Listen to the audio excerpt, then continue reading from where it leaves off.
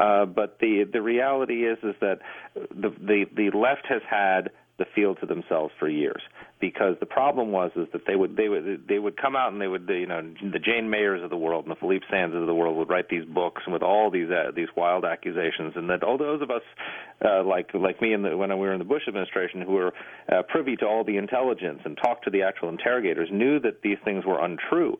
But we couldn't. We had our hands tied by our backs. We couldn't talk about them because, for example, if somebody says you use a particular technique and it's not how it's used, if I come out and tell you how it's used, I'm telling the terrorists too. So we don't want the terrorists to know how we actually use the techniques, because that helps them defeat the techniques.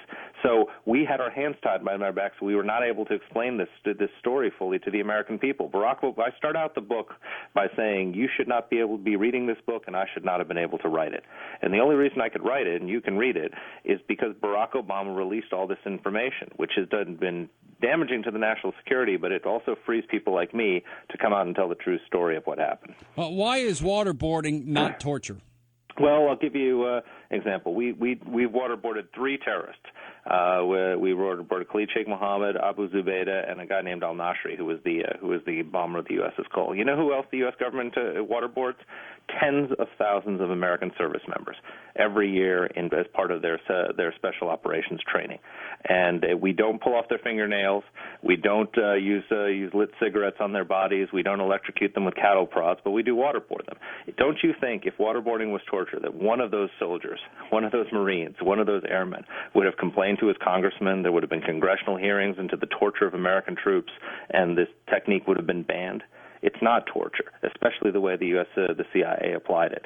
And what it did is it saved a lot of lives. Can you describe specifically what are other enhanced interrogation techniques? Be specific. Well, they range from everything from the tummy slap, which is just the terrorists are told that Americans won't touch them, so they would literally slap them in the tummy or smack in the face, to sleep deprivation, where they would be denied sleep for a period of a few days, to cramped confinement. They would put them in a cramped box for a few hours, to dietary manipulation. They would give them liquid Ensure instead of regular food. All the way up to waterboarding, which was the most severe of the techniques. But none of these techniques are torture. They were all carefully designed. And I'll tell you, it's an interesting fact that very few people know. When Abu Zubaydah, the first terrorist to be waterboarded, when he was done with his waterboarding, he thanked his interrogators and said, "You must do this for all the brothers." Why? And why would he say that? Because he explained to us that the jihadi philosophy is that Allah will prevail no matter what they say, that we are infidels and we are destined to be defeated by Allah. And so his responsibility to Allah was to resist as long as he could, and once he was done resisting, he was free to spill his guts. Now, if you know that, then what do? What the CIA did was they designed a series of techniques that were designed to not harm him, but to safely allow him to have something to resist, so that he could feel he did his duty and then be free to speak. And so this is what they did with these series of enhanced interrogation techniques. They would start with the least coercive technique first, the tummy slap or the facial hold. And they would work their way up, and almost nobody got up to waterboarding. It took very little. And they resisted, and while they were doing this, they asked them questions. You always hear the techniques won't work because they'll lie to you. They'll lie to get the technique. You don't get reliable information, never.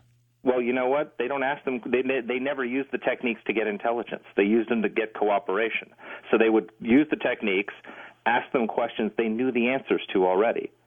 So to test whether or not they had stopped lying and started telling the truth and made the decision to cooperate. And then once they made the decision to cooperate, the techniques stopped. The techniques lasted usually 3 or 4 days. In the case of Khalid Sheikh Mohammed, about 2 weeks.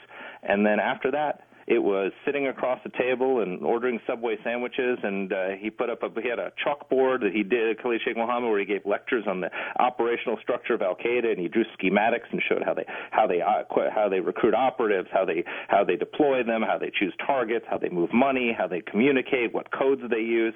He was giving college lectures on the operations of Al-Qaeda. He loved that. But he had to have something to resist. Right. And so this gives lie to all these people who say, well, we can just get this by rapport building. Unless you give the hardcore terrorists something to resist, these dedicated jihadis something to resist, they're not going to tell you anything. And so right now, when these dedicated jihadists are actually apprehended, if they're apprehended, we can be assured that that information will not be gathered because Eric Holder and others aren't going to do it. That's exactly right. But it's worse than that. We're not actually trying to capture them anymore alive. You know, the fascinating thing is that we got caught on Christmas Day unawares. We had no idea. There's a new terror network out there called Al-Qaeda in the Arabian Peninsula, about which we know very little. And the Obama administration admits they had intelligence that they might be targeting U.S. interests in Yemen, but they had no idea that they had the reach or capability or intent to attack us here in the homeland until that bomb almost went off on the plane. Why did they not know? Because we are no longer trying to capture and interrogate the leaders who can tell us what their plans are. I'll tell you one of the oddest twists of irony and fate is that at 10,000 feet, a drone, maybe tonight, believes that there is some jihadist or terrorist, Al-Qaeda, whatever, in Pakistan, and somebody in Tampa, Florida, is going to redirect that drone in such a way as to drop a missile on a suspected terrorist hideout in which dozens or 50 or whatever people are going to be killed instantaneously because we have probative evidence to believe that is a site we should do it. On the other hand, if you put underwear in your underwear, a C4, or put other PETN elements in your underwear, and we actually know that you're a terrorist, instead of killing you immediately, what we're going to do is put you on trial for the next 2 to 5 years and maybe execute you, but probably not in 50 years. So if you're a suspected terrorist, you get killed. If you're a known terrorist, you get a lawyer. Can you explain that to me? I can't explain it to you. It's a mystery to me. But I'll tell you, the fact that this man was was told he had the right to remain silent. I mean, just to give you an example of just how catastrophic an intelligence failure that is. This is a guy who was supposed to, from Al-Qaeda's perspective, was supposed to be dead. He was going to blow himself up. The plane was going to explode. So they didn't necessarily cover up all of his tracks. So when you get him alive, before the news gets back to Yemen, 24 hours. Precious time to get information about it. Who are the names of where are the camps where you were training? Who were you with? Who deployed you? Who gave you the money? What are the bank account numbers? What are the cell phone numbers? Because as soon as they figure out that the guy's alive, they're going to start covering his tracks.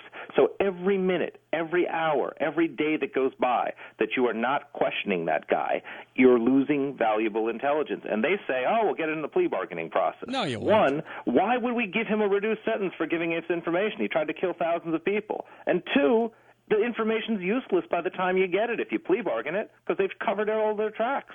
Now, lastly, Marc Thiessen, there's clear evidence you have in your book that House Speaker Nancy Pelosi knew and approved of waterboarding in private and then publicly complained about it. Give me the facts.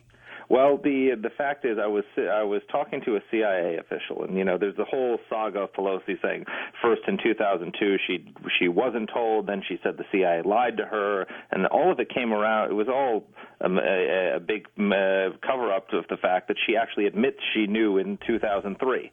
So for 6 years, she knew that we were waterboarding people and didn't say anything to anyone, okay? She said, when she was finally confronted with the fact that she had to admit that she had known, she said, well, I was powerless to do anything about it, okay? So I was sitting with a CIA official doing for an interview for the book, and I said, how could she be powerless to do anything? And he said, not only was she not powerless to do anything, she stopped a different covert action. I said, what are you talking about? And he said there was another covert operation, which I won't tell you what it is, but she actually picked up the phone, called the White House, and complained about it, and they canceled it because of her complaints. So she and later on there was another official confirmed it for me and pointed me to a Time magazine article that told what it was about. It was a plan to counter Iranian influence in the Iraqi elections. But the fact is, she stood there and lied. She said, I was powerless to do anything about it. There was nothing I could have done to stop it, when she knew that in another case she had actually gone and stopped it herself. Well, when you sat in the White House and heard chants of Bush lied and people died, did you want to pull your hair out right now when people will be killed because of Barack Obama's maybe indictment of CIA operatives around the world, making that public? Does it make Marc Thiessen just lose his mind a little bit? Well, it frustrates me to no end that he's canceled this program. It frustrates me that people I know, people who are friends of mine, who I respect, are in legal jeopardy and their futures are at risk, and all because they did what was necessary to protect this country. But the protesters